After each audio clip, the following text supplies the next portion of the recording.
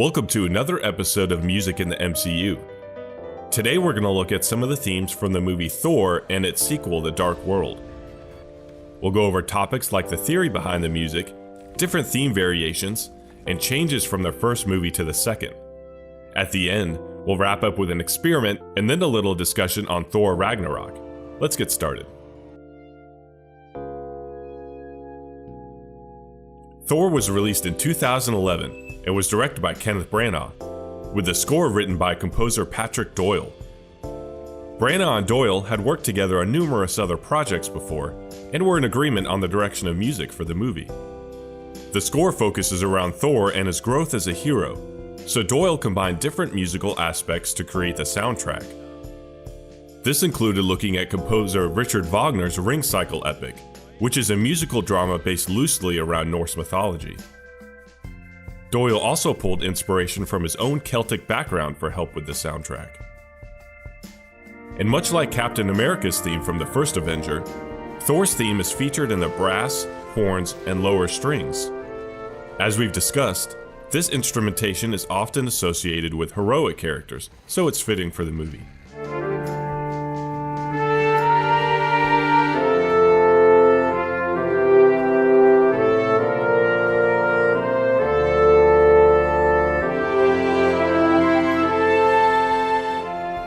The foundations for the movie, meaning the characters, story, and dialogue, follow a traditional storytelling structure.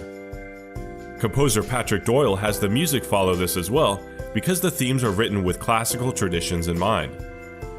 For example, when writing a melody, traditional songwriting tells you that whenever you leap up to a note, you resolve it stepwise in the opposite direction. Here's a part of Thor's theme that uses this technique.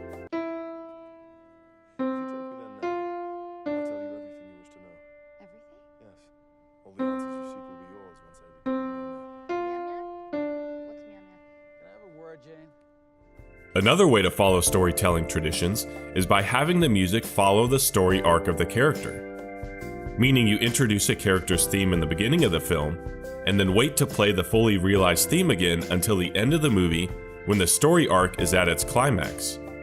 Here is Doyle talking about writing this way.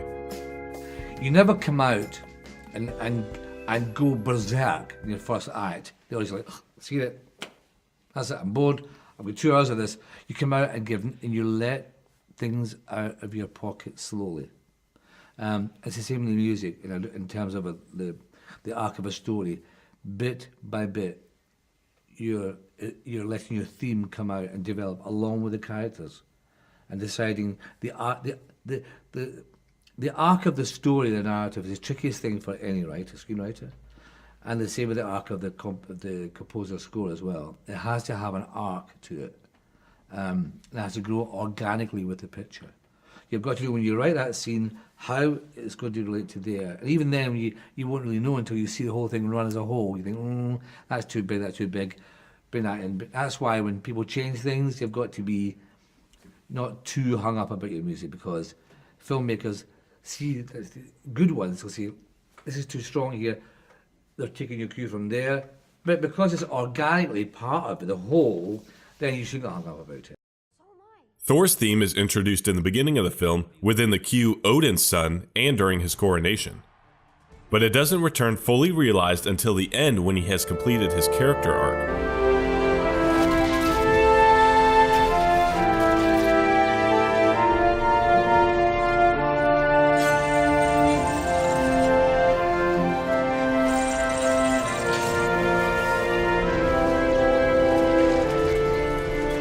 Most of the themes in the movie are at a slower tempo using half and whole notes, which gives the music a stoic, majestic sound to it. This is used in combination with a certain chord, the suspended chord. In traditional movie scores, especially dramas and action movies, sus chords are a common occurrence because of their ability to create musical tension and resolving power. It's a versatile chord, so it's no surprise to find they're so common in original soundtracks. Here's an example of a sus chord in one of the themes. The first time will be with the melody, and the second time is only the chord progression.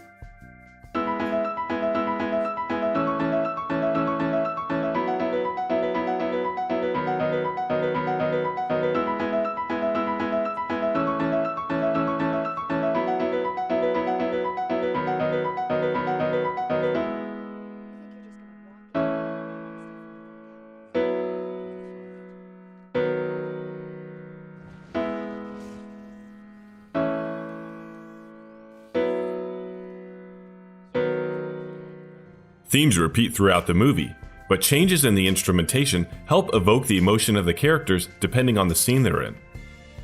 For example, at the end of the film, when Thor's story has finished, we hear his theme again.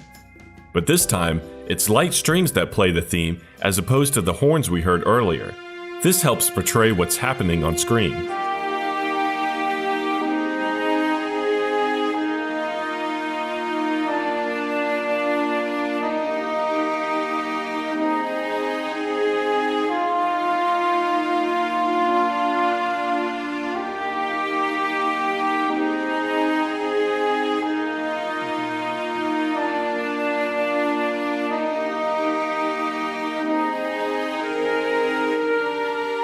Now that we've gone over some of the basics of the first movie, let's move on to the sequel.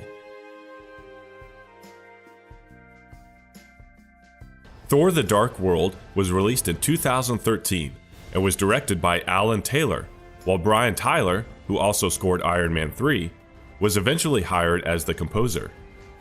After the first Avengers movie, Marvel executives wanted Tyler to create new thematic material for Thor, as they did with Tony Stark and Iron Man. This is why the themes from the first movie do not carry over to the second movie. Here is Tyler discussing why they wanted to write new material for Thor in the Dark World. The fingerprints are there. It's just we had to. It's like if you were scoring a character. Basically, you're talking about you wouldn't write Anakin's theme the same as Darth Vader, and right.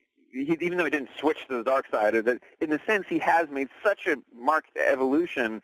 During some of the dialogue scenes and stuff, you can see that I'm paying homage to Patrick. Even though there is new thematic material, some of the same foundations are held over from the first movie. Thor's new theme, for example, is still in the brass, horns, and low string sections of the orchestra.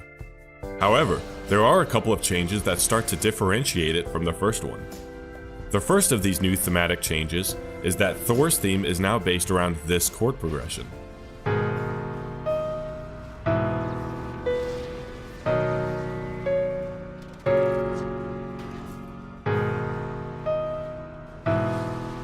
Another way Thor's Dark World theme is different from the first Thor movie is by using the meter 12/8 more prominently. You see 12/8 a lot in film scores because it's an effective time signature for pairing with action. One theme that uses this meter is He's a Pirate from Pirates of the Caribbean: The Curse of the Black Pearl.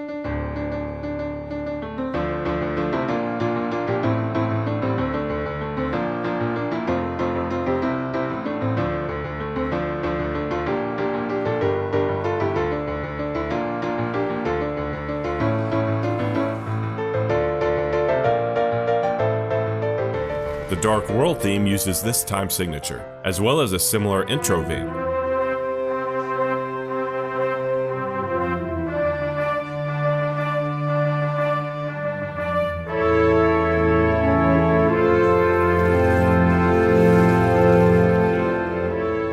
Near the climax of the film, Tyler does a callback to a previous MCU movie, and it's one of my favorite musical cues. When Thor and Loki are walking in one of the Great Halls, Loki turns into Captain America for a moment, and in the score, you can hear Captain America's First Avenger theme play. Oh, this is much better. Whoa. Costume's a bit much. So tight. The confidence. Feel the righteousness surge. Now let's do an experiment. We're gonna watch a scene from the first Thor, but we'll watch it twice. And the first time will be how his theme is used in the movie normally. But the second time, his theme from the Dark World will play to see how they differ practically and thematically.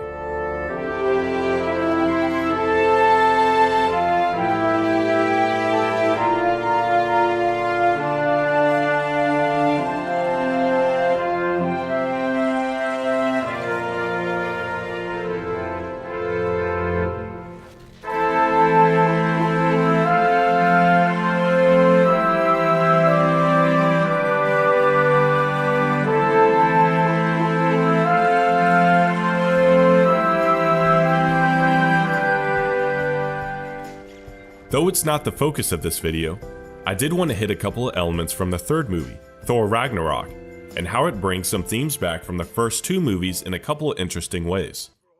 During the scene when they are having the play about Loki's death, the cue Into Eternity from Dark World plays. And in one of the best moments in the MCU soundtrack lexicon, at the end of the movie, Asgard's theme from the first movie returns in the cue Where To.